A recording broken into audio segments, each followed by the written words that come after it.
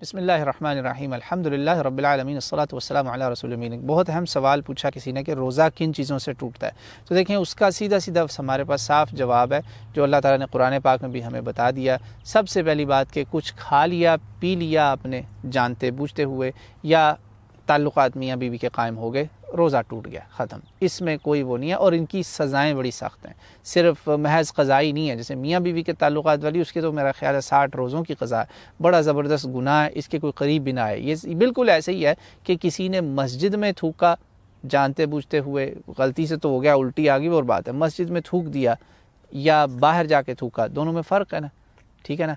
किसी ने नाउज़ बिल्ला, अल्लाह माफ़ करे मुझे आपको, मस्जिद के अंदर कुरान पाक को की जानबूझ के गुस्ताखी या बाहर की, गुनाह मस्जिद में डबल हो जाएगा, एम्प्लीफिकेशन हो जाएगी, जिस तरह होता है ना, बूस्ट हो जाएगा गुनाह, बड़ा ज़बरदस्त गुनाह है। तो हर हाल में इस महीने में गुनाह से बचें। जिस तरह इसमें नेकियों की लूट सेल है ना, लूट सेल है, रहमतें ही रहमतें हैं, इसी तरह गुनाहों पे अल्लाह का गज़ब भी बड़ा ज़बरदस्त है। इसकी इहानत से, इसकी तौहीन से बचें महीने की। तो ये चीज़ें रोज़ा तोड़ देती हैं। इसी तरह उल्टी जो खुद बंदा ज़बरदस्ती करवाए, इंड्यूस्ड वॉमिटिंग, इससे भी रोज़ा टूट जाता है।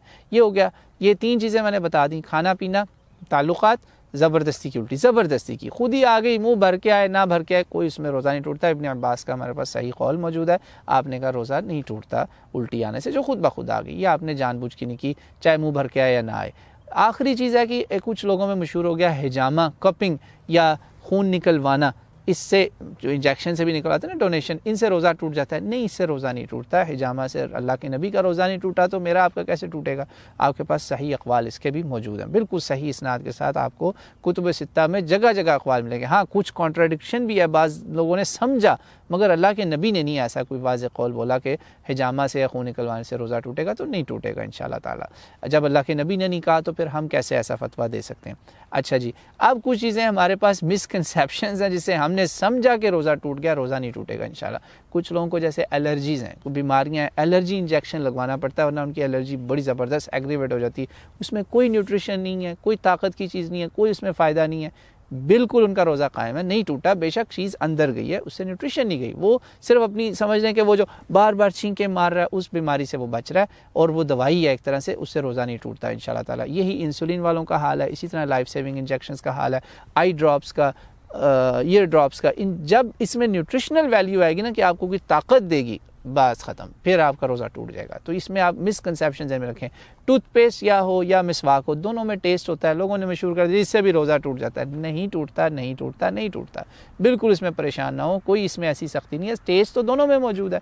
तो ये फ़िलोसॉफिकल एक अपने पास से आर्ग्यूमेंट्स बनाने वाली बात है, इससे रोज़ा नहीं टूटता। अच्छा, इसमें एक और बात ज़हन में रखें कि ये लोगों में एक जो रोज़े में बात होगी ना, लोगों ने ब्रश करना ही छोड़ दिया, मसवाक, ब्रश, सब कुछ ही छोड़ दिया। उन्होंने कहा जी नबी पाक सल्लल्लाहु अलैहि वसल्लम ने कहा लखलूफ़ुस्साइम अत्यबु इंदल्लाहि मिन रिहिल मिस्क, बिल्कुल सही हदीस है, मेरा ख्याल है बुखारी मुस्लिम दोनों में ही मौजूद है, कोई इसमें डाउट नहीं है, कोई इख्तिलाफ नहीं। सारी उम्मत जानती है कि रोज़ेदार के मुंह की जो बदबू अल्लाह को बड़ी पसंद है, सुभान अल्लाह। तो अब मैंने गंदे रहना है, ये किसने कहा? ये दीन नहीं है ऐसा दीन कि इसमें गंदे रहेंगे तो आप ज़्यादा नेक होंगे।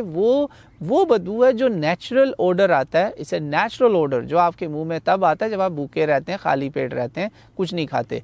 वो जो बदबू है ना, जो बदबू बुरी है, जो आपका अगर बॉस सूंघ लेगा, कहेगा यार मेरे कमरे से निकल जाओ, वो है खाना जो मुंह में फंस जाता है ना, हम ब्रश नहीं करते, वो वाली बदबू अल्लाह को नहीं पसंद। वो किसने कहा अल्लाह को पसंद है? वो तो रोज़ेदार की बदबू थी, हमने उसको गंदे खाने जो मुंह में बचे कुछ हैं उसकी बदबू बना लिया। तो ये मिसकंसेप्शन भी इसमें आप ना क्लियर करें। और कुछ चीज़ें हैं जो इसमें लोगों ने बना ली हैं नलीफायर्स के, इससे भी जनाब रोज़ा नलीफाई हो जाता है, मगर नलीफाई उसमें भी नहीं होता। जैसा कि बहनें जो खाना बनाती हैं, फूड टेस्ट कर लिया, अगर थोड़ा सा चख के थूक दिया सिर्फ नमक मिर्च देखने के लिए, उससे भी इंशाल्लाह रोज़ा नहीं टूटेगा। कोई इसमें परेशानी की बात नहीं है। खाना बनाना है, शाम को लड़ाई होने से बेहतर है कि उसको ज़रा सा चख लें, अब अंदर ना निकलना, थूक दें, सब खैर ही खैर है इंशाल्लाह। ऐसे ज़बान पे लगाया, थूक दिया, कोई ऐसा मसला नहीं, या किसी बच्चे को चखा दें, इससे भी रोज़ा नहीं टूटता इंशाल्लाह ताला। अब और इसमें एक और अहम 1-2 बातें और भी सुन लीजिए। आखिरी बात एक ये भी है कि जो आपने एक्सीडेंटली अगर खाना खा लिया ना या पी लिया भूले से, उससे भी इंशाल्लाह रोज़ा नहीं टूटेगा। आखिरी तो नहीं मैं कहूँगा, एक और बात कि जिसमें आपने कुछ भूले से खा लिया, उससे भी रोज़ा नहीं टूटता। फ़िक्र ना करें, वो रिज़्क़ या अल्लाह की तरफ से आपने भूले से खाया। अल्लाह के नबी ने साफ़ कहा है, मेरी उम्मत पे 3 चीज़ों पे अल्लाह ने माफ़ी रखी है कि वो एक है ख़ता, दूसरी है निस्यान और तीसरी है मजबूरी, इस्तिक्राह।